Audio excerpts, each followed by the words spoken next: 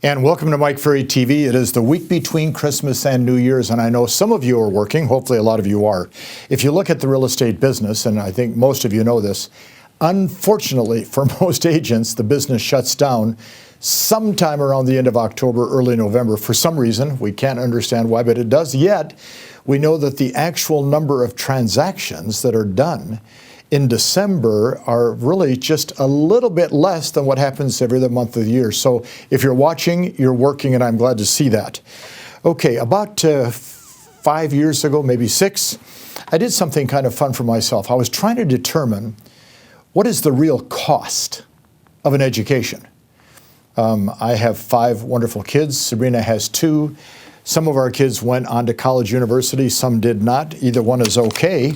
But what is the cost of that? So what I did is I took the time and I looked up about 20 what you and I would consider to be favorable or well-known universities, from the Harvards to USC in California to University of Miami, to Texas Tech. I took all these wonderful schools and I went online and I said, okay, what does it cost for a 4-year education for you or I to send our child through that school? Now, I would say to you that the majority of us that would be involved in real estate and watching Mike Ferry TV would be more apt to try to further the education of their children than maybe somebody else. Whether your kids have already been to school or they've grown up on their own, think back to when you thought about that point in your life where education for your child was important. And what I determined was that it is probably a little bit more expensive than what we anticipate. So for those of you that have younger families, you better start setting aside some money now for that education for your child. I don't care what anybody says, education is expensive and critically important to their future in terms of their business, their life, etc. So I looked at these different universities and I saw things like, well, it could cost at this university $24,000 a year plus, which we know the pluses are expensive, up to $60,000, $70,000 a year, up to $100,000 a year, plus, to send our children to get an education. Most of us, of course, if we have the option available to us, are going to do that for our kids. Some of us would choose not to. And I went through this explanation at our production retreat for a couple thousand of our best clients several years ago, explaining what it really did cost for an education. And then I compared it to, and guess what? The coaching that my company does for individuals like yourself. And whether you're involved in our one-on-one coaching, which is, I guess, $6,000 to $7,000 a year, or our premier coaching, which is $12,000, I kept saying to myself, you send your child to college and it costs you, say, $200,000 for 4 years, and then they're fully qualified once they graduate to get a job making $40,000 to $50,000 a year. It's kind of hard to accept, okay, but that's called life, okay? Because they don't have the experience yet to go out and earn the kind of money you and I want them to earn, or even to get back the money we spent for their education. So then I said to myself, okay, let's take a person like yourself and you invest $7,000, $8,000 in Mike Ferry one-on-one coaching, or $12,000 in Premier, and you do it for 4 years. You're going to spend $48,000 for 4 years versus $50,000 a year for your son or daughter to go to college. What kind of return can you expect? And the truth is, we're the only company that's not going to tell you, you can expect 10, 12 time return and you're going to triple your income. We don't say that because it's not fair to you. Because the truth is, we don't know how you're going to take the material we teach and actually use it. We don't know. Well, I'll give you an example. First part of December, I did our new productivity school in Anaheim, California. We had 600 great agents there for 4 days.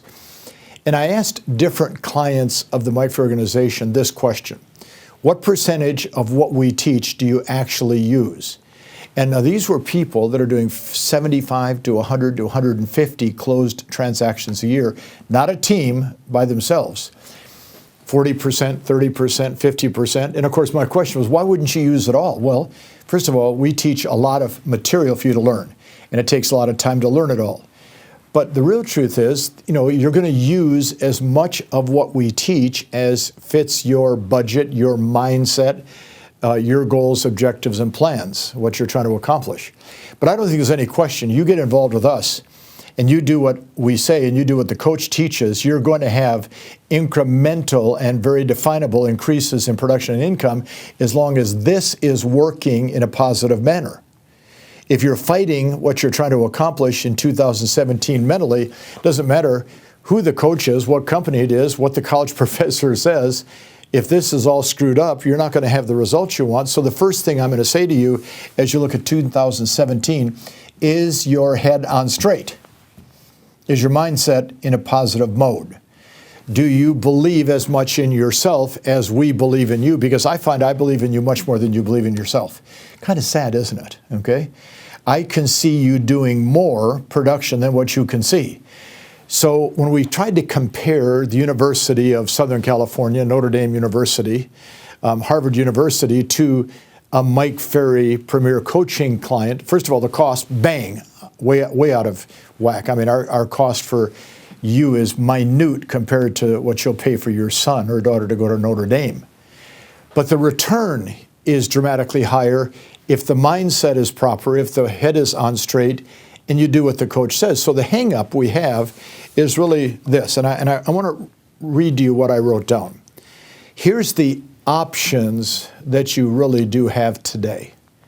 Option number one, stay where you are in your production and income, which, by the way, is the most common option people take.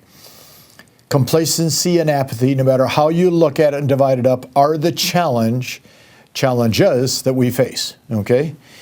Where are you in your production and income for the calendar year 2016, okay? How many closed deals do you have for the year? How many listings taken for the year?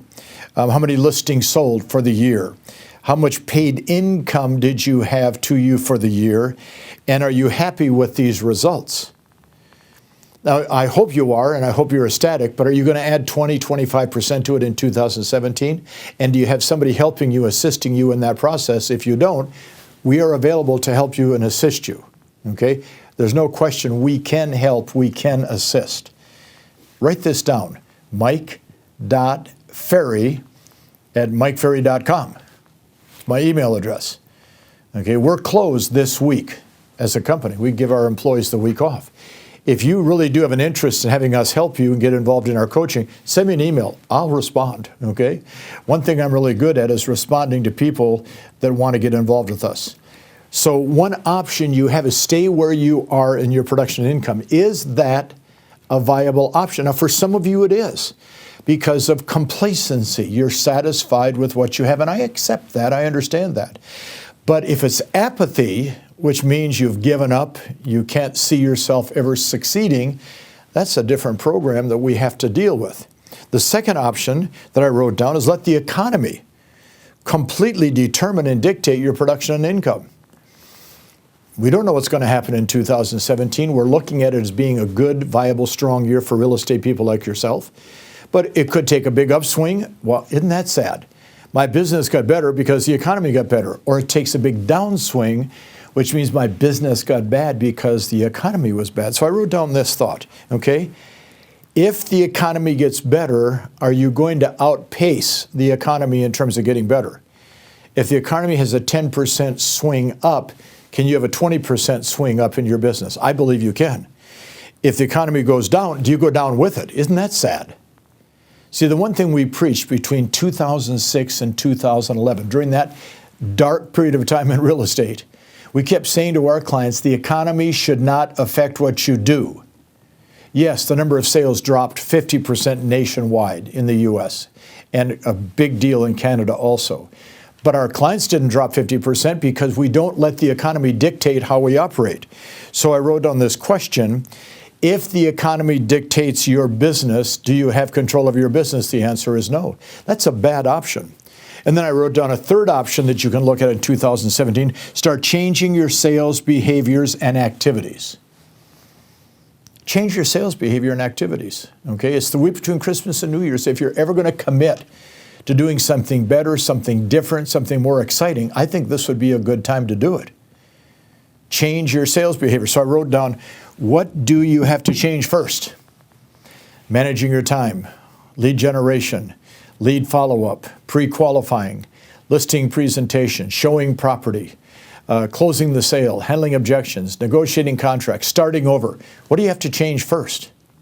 Customer service, analyzing your numbers, having your business plan in place. Role play in practice, mindset skills. What are you going to change first? I wrote down a second question. What are you fighting that if you quit fighting it, your business would improve?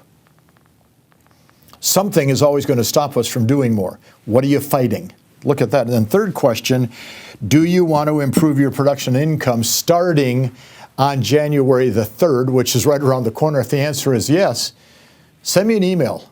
Let me see if we can help. But most importantly, understand that we have a new beginning, a new time, a new year, a new era for you starting in a couple days. Gosh, I hope you're paying attention to this message. And if you are, I hope you had a Merry Christmas. I hope you have a very safe and happy New Year. And we'll talk to you again virtually the first of the year.